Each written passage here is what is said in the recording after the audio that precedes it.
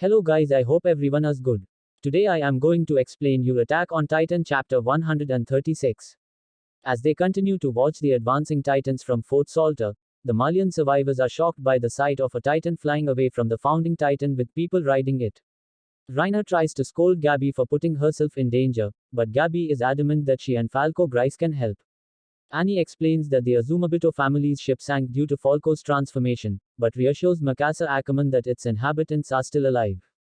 Kiyomi Azumabito was okay letting her boat sink, and Gabby proclaims that they must stop the rumbling in order to repay her. Moved by Gabby's words, Reiner asks Falco if the boy remembers the promise he made to him to save Gabby. Falco does. Mikasa tells Annie that Armin Arlet has been taken by a Titan near the founding Titan's tailbone and Annie agrees to help get him back. Reiner explains that Pieck finger was last seen near the founding Titan's nape where she had wrapped her explosives, but the Warhammer Titan had stopped her from blowing it up. Levi Ackerman says they will split into two groups to rescue their missing members, and that they are no longer in a position where they can be concerned about Eren Yeager's well-being. Mikasa begins to object, but Connie Springer points out that they would have died if not for Falco's Titan. He does not want to give up on Eren either, but they are fighting the founding Titan and they cannot go easy on it. Gritting his teeth, Jean Kirstian tells Mikasa that they need to kill Eren. Mikasa looks at him in shock, but Annie grabs her and tells her to focus on rescuing Armin, and to not think about anything else. Mikasa weakly agrees. Gabby theorizes about the founding Titan's nature. Gabby then tells everyone what she saw when she decapitated Eren in Shiganshina district. Something that resembled a shining centipede jumped out of his spine to reconnect with his head. She thinks that was the founding Titan, and if that is part of the nature of its power, it could happen again if they decapitate him a second time. On the ground below, Malian soldiers see Falco heading back to the founding Titan and decide they will help even if they only have a cannon or two, but they stop when they see the Eldian refugees from Liberio. Both sides prepare to shoot each other, but Annie's father tries to mediate and get help for the wounded. Despite his attempts, the situation escalates and the sound of gunfire resounds from the fort, loud enough for the riders on Falco's back to hear. Falco dodges Warhammer Titan's projectiles. Continuing with the plan, Falco speeds up to dodge the arrow barrage fired by a line of Warhammer Titans. Jean and Reiner jump off near the front of the founding Titan as the first team.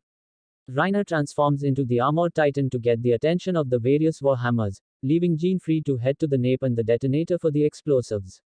However, multiple Joe Titans emerge from the founder's body to block him. Closer to the nape, Pieck escapes the body of her impaled cart Titan and transforms again to strike the Warhammer that attacked her. She succeeds in killing it, and moves on to assist Jean. Each time her Titan form becomes too badly damaged, she escapes to transform again and again.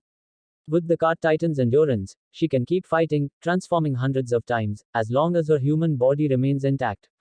She tells Jean not to worry about her and blow up the nape, only to see that he is already way ahead of her. As more Titans rise to fight him, Pieck muses that winning 100 times may not mean much against a million enemies. Annie, Mikasa, and Connie head to rescue Armin. At the other end of the founding Titan, Mikasa helps pick out the Titan that swallowed Armin, a beast Titan that resembles an okapi. It is the only one running away. Connie, Annie, and Mikasa jump down to face it, with Annie transforming into the female Titan. Still on Falco's back, Levi ponders Zeke's location while acknowledging that even if he found him, he might not be able to kill him. He thinks back to his final conversation with Irvin Smith, when he promised to slay the Beast Titan and how he had never failed an order until this last one.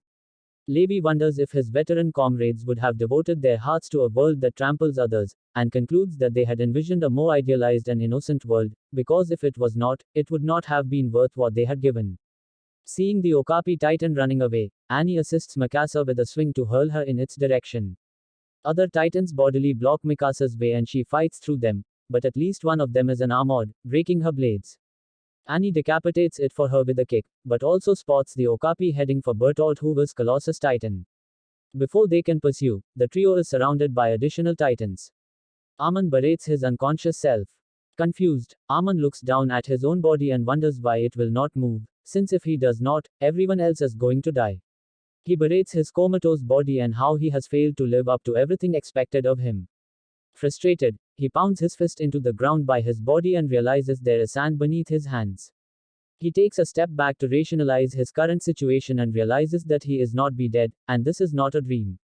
Rather, he is in the path, so he is in reality. But even though he is in a Titan's mouth, he notices he is aware of everything the rest of the team is doing, possibly because they are all connected through the path. Armin tries to think of how best to take advantage of this when he spots Zeke sitting on the ground, building a mound of sand. Armin greets him and Zeke comments that it appears that Emir Fritz has eaten him as well. Hope you enjoyed the video. If you like the video or like the video and subscribe the channel, and for the fastest updates turn on the notification bell.